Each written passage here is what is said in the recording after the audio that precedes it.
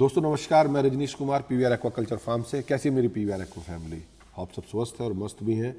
दोस्तों आज इस वीडियो में मैं आपको बात करने वाला हूं फीडिंग मेथड्स, फीडिंग टेक्निक्स को लेके, क्योंकि बहुत सारी वीडियोस पे एक कॉमन प्रॉब्लम मैंने ऑब्जर्व करी है या बहुत सारे 1-to-1 मैसेज आए हैं। उसमें किसान भाइयों की प्रॉब्लम क्या रहती है, उन्होंने फीडिंग कराया बट मछली ने ग्रोथ नहीं ली। वो फीडिंग करा रहे हैं, मछली का एक एज के बाद वजन नहीं बढ़ रहा है, या किसी ने वो फिंगर लाइन से आज स्टॉक करी है तो वो जज नहीं कर पाता कि वो ग्रोथ हुई है या नहीं हुई है। तो दोस्तों मैंने सबको फीडिंग चार्ट शेयर किया हुआ है, मेरी वेबसाइट पे भी अवेलेबल है, तो आप वहाँ से अपना फीडिंग अमाउंट या फीड का जो अमाउंट हो कैलकुलेट करके खिलाइए, ग्रोथ होगी। लेकिन मैं आपको बेसिक्स जो प्रॉब्लम्स करते हैं किसान भाई वो चेक बताने जा रहा हूँ। फीडिंग के केस में आप चाहे किसी भी पद्धति में मछली पाल रहे हो, चाहे रेसवे हो, पोंड हो, केज हो, आपका बायोफ्लोक हो, आरएस हो, आप सबसे पहले उसमें फीडिंग का टाइम, फीडिंग का इंटरवल और फीडिंग की लोकेशन, फीडिंग किस टाइम करा रहे हैं, फीडिंग कितनी बार करानी है और फीडिंग किस जगह करानी है, ये तीन आप अपने कान पे एक वो बांध लीजिए रस्सी कि भाई ये अगर आप जिस लोकेशन पे करा रहे हैं आप उसी लोकेशन में फीडिंग कराइए।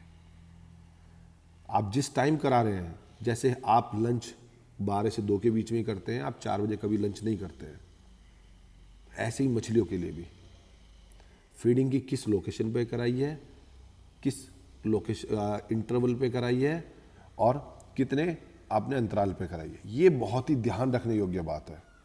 लोग बाग क्या कर रहे हैं, सबसे पहले आज 9 बजे खाना खिला रहे हैं, कल 10 बजे खाना खिला रहे हैं, आज इस लोकेशन पे दे दी, कल उस लोकेशन पे दे दी, आज 2 घंटे का गैप कर दिया, कल 4 घंटे का गैप कर दिया।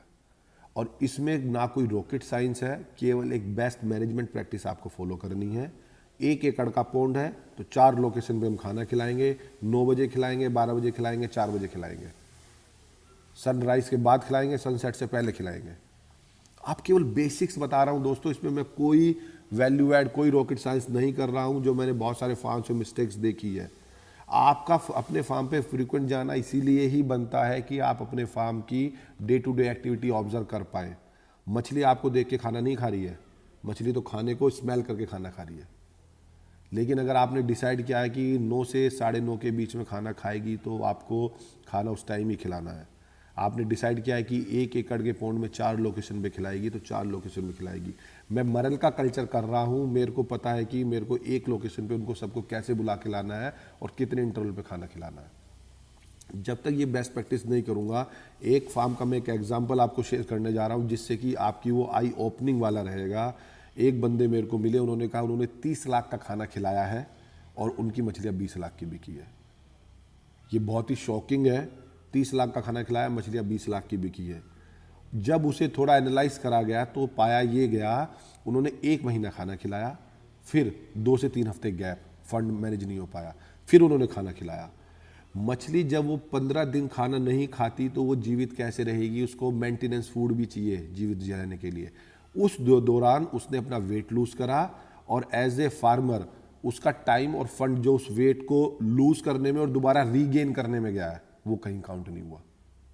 आप एक साइकिल में 10 से 11 महीने की साइकिल में 4 या 5 बार ऐसा कर दीजिए, आपको खुद पता चल जाएगा खाना कितना ज़्यादा खा लिया और बायोमास क्यों नहीं गेन हुआ। तो मेरी किसान भाइयों से ये भी रिक्वेस्ट है, आप कल्चर अपना फंड मैनेजमेंट के अकॉर्डिंग ही करें। अगर आपके पास 1000 मछलियाँ मार्केटेबल साइज पे ले जाने का फंड है तो आप केवल 900 मछलियाँ पालें, आप 2000 मछलियाँ ना पालें। उसका मेन कारण है ड्यू टू किसी भी रीज़न से अगर आप फंड मैनेज नहीं हो पाया, फीड अरेंज नहीं कर पाए, तो वो वेट लूज करेंगी ही करेंगी। वो वेट लूज करेंगी तो वो आपका लॉस होगा। आप मछलियों की जो फीडिंग है उसको ब्रेक ना करें। 1 से लेके 8 महीने तक खाना खिलाना है तो कंटिन्यूस उसको खाना खिलाएं, ब्रेक ना करें। उसमें मेन कारण ये निकला कि जब वो गैप हुआ है, मछली ने पहले वेट लूज करा है, देन उसको गेन करके फिर आगे बढ़ने स्टार्ट करी है, तो 5 बार उसका ग्रोथ डिटोरिएट हो गई है, 5 बार वो सप्रेस हो गई है उसकी ग्रोथ। तो जिसके कारण वो फीड कंज्यूम तो करेगी, लेकिन वो फीड कंज्यूम करके फिर उसने ग्रोथ ली है, वो कहीं हमारा वो उस ड्यूरेशन का जो लॉस है, वो फीडिंग का जो लॉस है, वो कहीं काउंटेबल में नहीं है मैच में।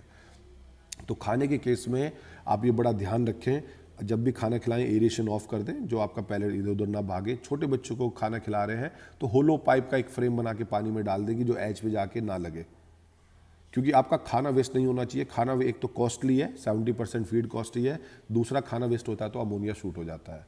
तो खाना आप किस टाइम खिला रहे हैं, किस लोकेशन पे खिला रहे हैं, दिन में कितनी बार खिला रहे हैं, मेरा बार बार तीनों पे फोकस है, ये बड़ा ध्यान रखें।